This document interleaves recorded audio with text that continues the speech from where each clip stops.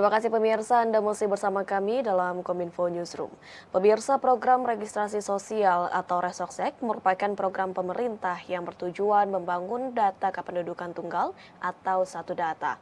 Pada hakikatnya, Resoksek bertujuan untuk menyediakan basis data penduduk Indonesia yang terdiri dari profil, kondisi sosial ekonomi, perlindungan sosial, pemberdayaan, dan tingkat kesejahteraan masyarakat. Pemerintah menggelontorkan anggaran sebesar 4,17 triliun rupiah untuk menjalankan program tersebut. Sejumlah pihak menilai ada potensi pemborosan anggaran dalam program Reksosek. Benarkah demikian? Kita akan membahasnya hari ini bersama dengan Direktur Penanganan Kemiskinan dan Pemberdayaan Masyarakat Kementerian PPN Bappenas, yaitu Bapak Maliki. Assalamualaikum, selamat malam Pak Maliki. Waalaikumsalam, selamat malam Bu Bilkis. Baik, Pak Maliki merujuk kepada tujuan Resoksek yaitu membangun basis data kependudukan tunggal demi perbaikan kesejahteraan. Namun muncul pandangan bahwa Resoksek ini hanyalah memboroskan anggaran karena tidak jauh berbeda dengan data yang sudah ada sebelumnya seperti DTKS maupun juga P3KE. Dapat dijelaskan kepada masyarakat Pak Maliki, silakan apa perbedaan Resoksek dengan pendataan masyarakat yang lainnya? Silakan. Terima kasih Bu Bilkis. Mohon izin saya menjawab ini dengan menggambarkan background dari Reksosek itu sendiri. Jadi pada awal dari pandemi, Pak Presiden meminta ada dua arahan ya melalui sidang kabinet.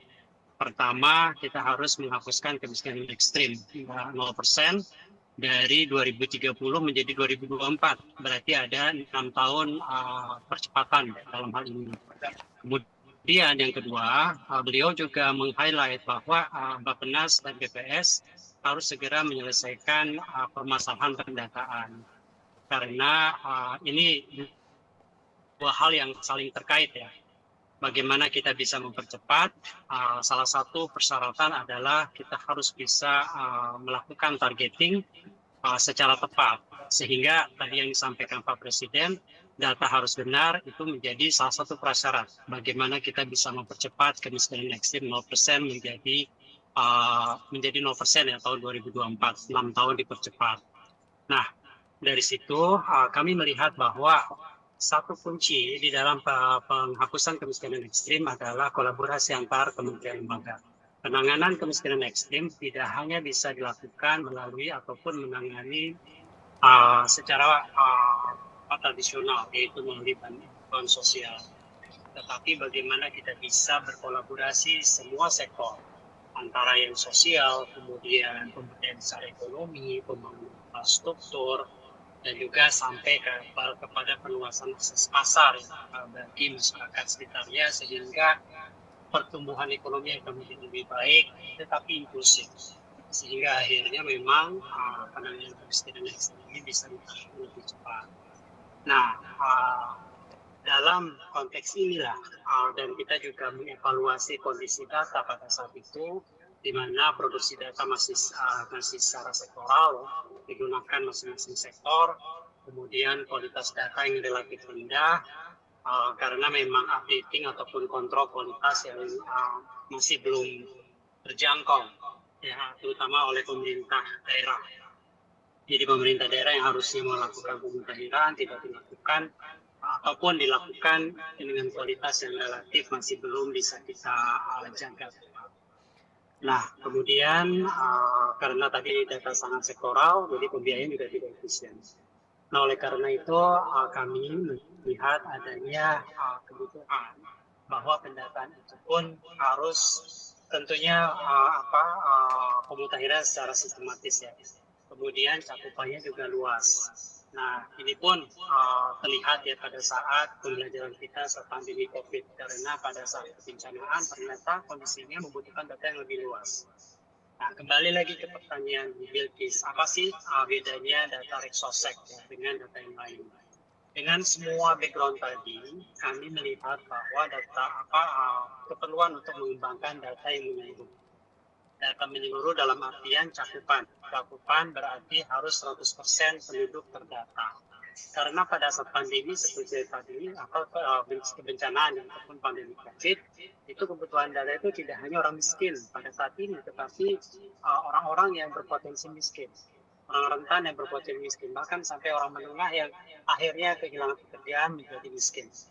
Jadi itu satu, bedanya cakupan kita 100% dari penduduk.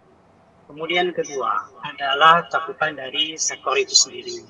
Jadi kami tidak hanya mencakup satu sektor saja, seperti sektor sosial, kemudian sektor pendidikan, tetapi juga mencakup sektor ekonomi, kemudian sektor perumahan, kemudian sektor ketenagakerjaan, dan informasi-informasi tambahan lain yang kami harapkan bisa mempersatukan seluruh sektor. Jadi kita mempunyai data yang bisa dipegang oleh semua sektor tanpa kita mendata terlalu detail sampai ke setiap sektor tersebut. Jadi satu poros data ada, tetapi kita bisa meningkatkan terus kualitas data sektoral. Dengan data pegangan yang sama, akhirnya kita bisa mempunyai data yang bisa digunakan bersama-sama untuk melakukan integrasi program.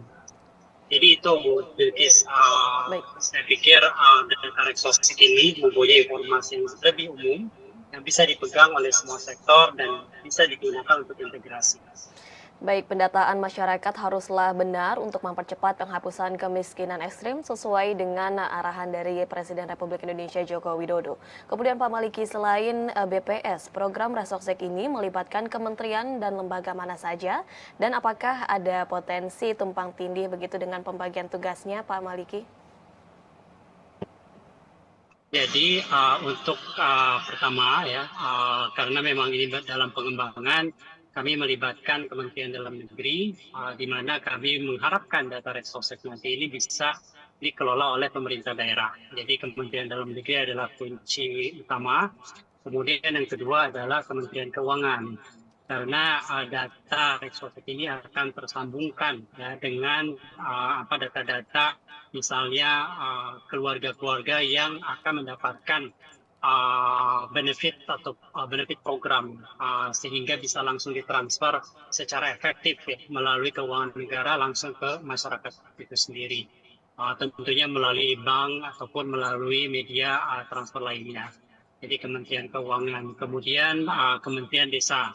Karena saat ini desa itu adalah titik tonggak bagaimana kita bisa melakukan pemutakhiran data. Nah, tentunya dengan keterlibatan kementerian lembaga yang bersifat multisektor, ini kami harapkan nanti juga bisa melibatkan kementerian lembaga lain yang bersifat sektoral. Dan itu yang inti dari data tersebut. Bagaimana kita menghalau seluruh mengajak seluruh kementerian lembaga ini bisa bekerja sama sehingga bisa menggunakan data yang data acuan yang sama. Baik, untuk menyukseskan program Rexosec, Bappenas ini tidak jalan sendiri, melainkan melibatkan kementerian seperti Kemendagri, Kemenku, dan juga Kemendesa. Dan Pak Maliki, survei dari data Rexosec ini, apakah nantinya hanya akan bisa digunakan oleh Bappenas atau bisa saling melengkapi dengan berbagai data kementerian lainnya, begitu Pak Maliki? Tentunya tidak ya, jadi maksudnya tentunya tidak hanya digunakan oleh Bappenas. Tetapi data ini akan digunakan oleh seluruh kementerian lembaga. Kami harapkan seluruh lembaga karena ini merupakan perwujudan satu data Indonesia. Ya.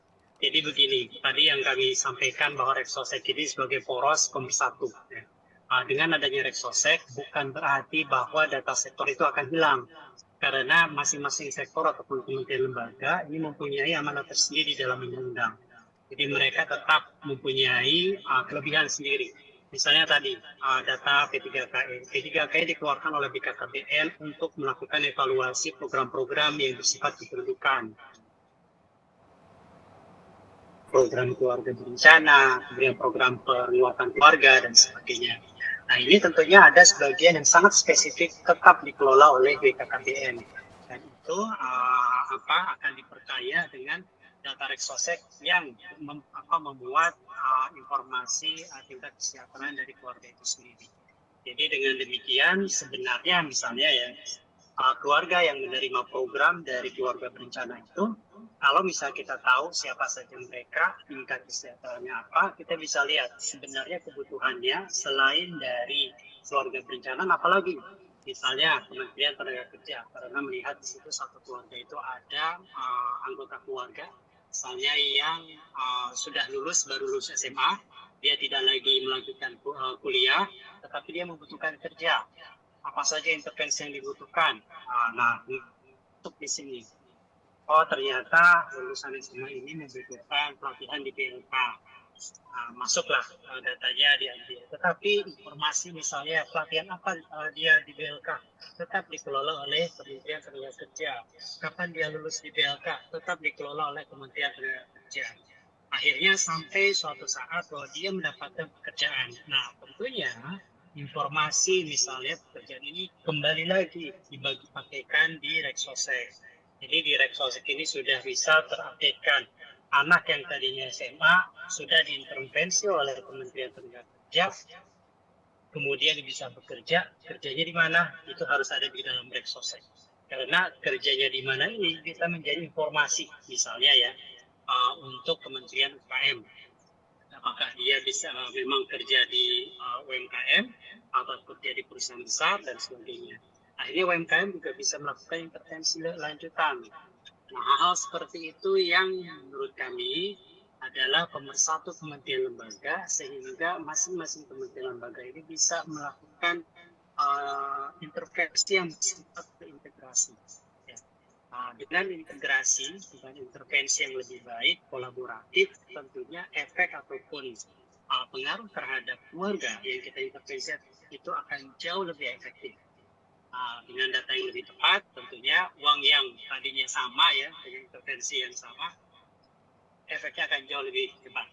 Oleh karena itu, saya yakin dengan data yang sama, satu data Indonesia, dengan data Reksosek ini, intervensi yang terintegrasi, arahan Pak Presiden untuk mencapai kemiskinan ekstrim 0% 2024 ini insya Allah bisa tercapai.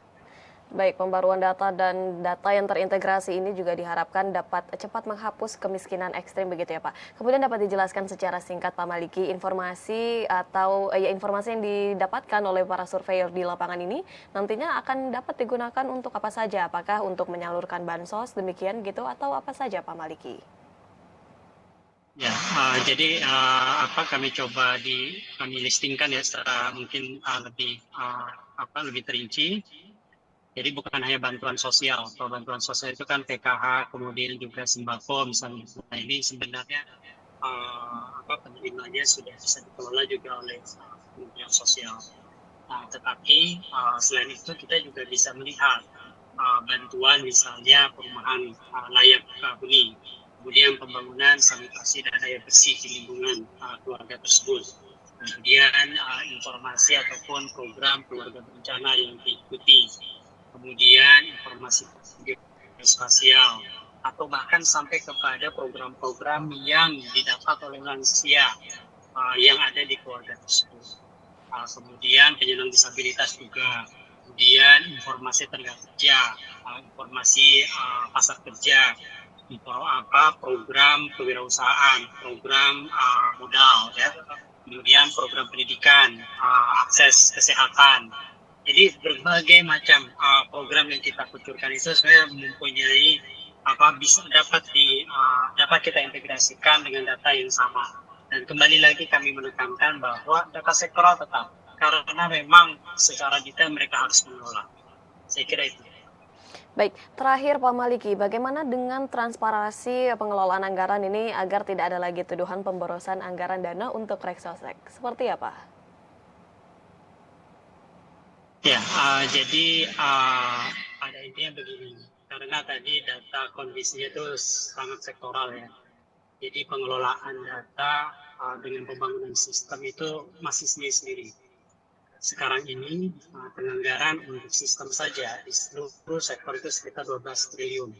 Bahkan ada ya data yang dibangun sampai 3 triliun sendiri di tingkat desa, dan itu sama sekali penggunaannya relatif menurut kami tidak efektif. Nah, dengan adanya, dan ini pun sebenarnya adalah cita-cita kita ya, sama-sama satu data Indonesia dengan sistem yang sama, sistem yang bisa berbagi pakai yang sama. Akhirnya kita juga pemutakhiran itu juga bisa saling berbagi pakai. Jadi tidak lagi double, tidak lagi masing-masing melakukan sendiri-sendiri. Nah, potensi dari 12 triliun itu sebenarnya kita bisa tekan sampai akhirnya bisa 3 triliun setiap tahun. Jadi apa yang sedang kita lakukan dengan investasi 3,4 triliun ya dari tahun ini dan tahun depan sebenarnya merupakan investasi sehingga pengeluaran tentang data ini akan bisa kita tekan lagi.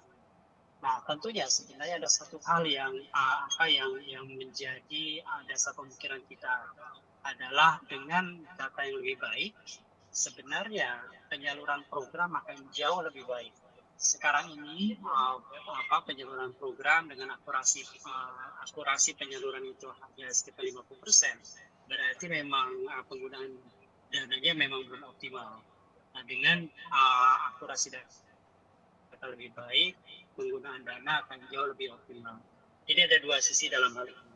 Satu, penggunaan untuk pengelolaan data akan jauh bisa lebih ditekan, kemudian penggunaan program akan jauh lebih optimal. Akhirnya dampak kepada masyarakat akan jauh lebih bermanfaat. Nah, tentunya penggunaan anggaran untuk pelaksanaan program di pemerintah ini akan selalu transparan dan akan selalu terbuka. Jadi masyarakat pun bisa mengetahui ya apa saja yang digunakan untuk misalnya satu program tersebut ya. Komponen apa saja, dan ini saya pikir sudah sangat transparan. Dalam hal ini juga BPKP, BPK dan juga KPK ini terus mengawal. Saya kira itu. Baik, pengelolaan anggaran dari program Resosek ini sangat transparan dan melalui program Resosek ini program pembangunan akan terfokus pada kebutuhan masyarakat dan juga kualitas belanja negara sehingga akan terus meningkat. Dan hal ini tentu saja sangat baik dalam mencegah inefisiensi anggaran akibat kurangnya data yang berkualitas. Terima kasih banyak Pak Maliki selaku Direktur Penanganan Kemiskinan dan Pemberdayaan Masyarakat Bappenas yang telah bergabung pada dialog kali ini dengan tema Bappenas, jawab isu pemborosan anggaran Resosek. Sekali lagi terima kasih banyak Pak Maliki, salam sehat selalu. Terima kasih, sama-sama Bu Bilkis, sehat selalu. Dan pemirsa, kami akan kembali dengan beragam informasi lainnya, tetaplah bersama kami dalam Kominfo Newsroom.